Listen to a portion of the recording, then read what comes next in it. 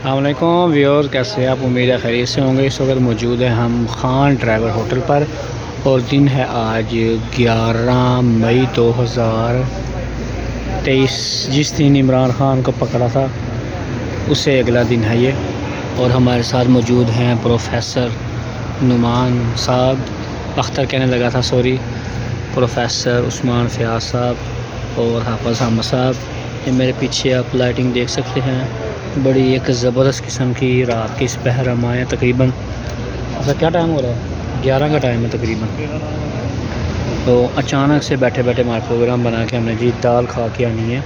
Khan driver hotel की बड़ी मशहूर है।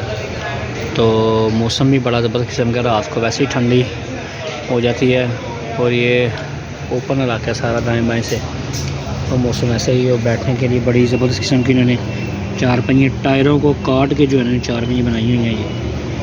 तो ये बड़ा ज़बरदस्त किस्म का इन्होंने साफ़ सुथरा सा माहौल बनाया हुआ है। ये ताज़ा इनका रोटी वाला सिस्टम है, ये खाना शाना बनाते हैं, सिलेंडर टीवी पूरा इन्होंने जो है ड्राइवर की सहूलतें दी हुई हैं यहाँ पे। तो आर्डर में लगवाया है जो यहाँ की मशहूर है दाल और ठंडा पानी है ना